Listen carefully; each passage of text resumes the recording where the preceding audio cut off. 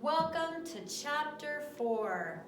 We've got rational exponents and radical functions, and you guys are going to love it. I just know it. These are the chapters that we're going to be doing, but we're going to start today with Chapter 4.0 as just kind of a review from SM1, SM2, the things that you've learned there. So we're going to take a trip down memory lane. Okay, properties of exponents. I googled properties of exponents, and this was the first non-mathematical picture that came up. Now, I don't know what that means, but there it is. All right, so product rule, and also there is a handout that has all this stuff on it, and there's also a packet that is the homework this time. I'll talk about that later. But okay, same base, you add the exponents. So here's an example. So you have a to the m power times a to the n power. You add the exponents. So here's an example. X to the fifth times x to the third is x to the eighth. And one of the ways that sometimes if I get confused, I go back to the very, very basic of what is x to the fifth? What does that even mean? Well, that's 5x's, right? Okay, so that's x to the fifth. And I'm multiplying it by x to the third. 1, 2, 3. Well, that equals x to the eighth. Okay, so we add the exponents. And this is total overkill, but at least I don't know, I actually think of this sometimes when I get confused. Sometimes it's hard to remember when you multiply and when you add the exponents.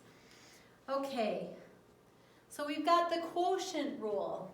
So we have a to the m power divided by a to the n, and this time we're subtracting. So that makes sense. If we're multiplying, we're adding. If we're dividing, we're subtracting. So here we have x to the ninth divided by x to the fifth. Well, if I do 9 of these, I think that's 9. 1, 2, 3, 4, 5, 6, 7, 8, 9. Okay. Over x to the fifth. 1, 2, 3, 4, 5. Okay. I can start canceling these out. Okay. So these cancel, and I'm left with x to the fourth. So it makes sense that x to the ninth divided by x to the fifth is x to the fourth. Okay, now when we are raising an exponent to another exponent, to a power, okay, so this is a to the m power to the n power. And this is when we actually multiply them. We're not adding. We have one base, two exponents, we add them. Don't add them. We multiply them, okay? So here's an example. We've got x to the third to the fourth power. Now, this is the same thing as x to the third times x to the third times x to the third times x to the third, right? Because it's to the fourth power. And if I do 3 for each of these, 1, 2, 3, 1, 2, 3, 1, 2, 3, 1, 2, 3. Then I have 1, 2, 3, 4, 5, 6, 7, 8, 9, 10, 11, 12. So I have x to the 12th power. Again, this is complete and utter overkill, but I want you to see where it's coming from, and the fact that when they're right next to each other like this, one base, we multiply them. Okay. All right, now, when we have two different bases and one exponent, then this exponent, it kind of gets distributed. So, so here they have an example of 4x to the third squared. Well, if I have 4x to the third squared, then I'm going to have 4x to the third times 4x to the third, right? And this gives me 4 times 1, 2, 3 times 4 times 1, 2, 3, which gives me 16x to the sixth. Okay, so what happens is you're kind of distributing, and it only works when everything's being multiplied or divided. If there's any pluses or minuses in here, it doesn't work. Okay, that's really important that you remember that. Okay, so this becomes 4 squared times x cubed squared. So that's 16 times x to the 6th, and that's what we got. Okay. Negative exponents.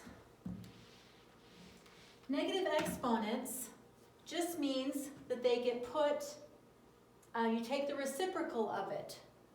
All right, so if I have a to the negative m, it becomes 1 over a to the m. So x to the negative third is 1 over x cubed. Okay, if it's in the denominator, again, I'm going to take the reciprocal, which just means I flip it. So a to the negative m is a to the m. So if I have 1 over x to the negative 5th, it's x to the 5th. And finally, a to the 0, anything to the 0 power is 1. Not 0, 1. Okay, so it is important to note that none of these applications can occur if the bases are not the same. For example, x to the 5th over y to the 3rd cannot be simplified because the bases are not the same. All right, so let's look at some examples. So here we have 3 to the 0 power. Anything to the 0 power is 1. Negative 2 to the 0 power is 1. Okay. 3 to the negative 4 power. This means that this negative 4 means that this is going to go into the denominator. Meaning if it's already in the numerator, it's going to get flipped. So this is now 3 to the 4th power.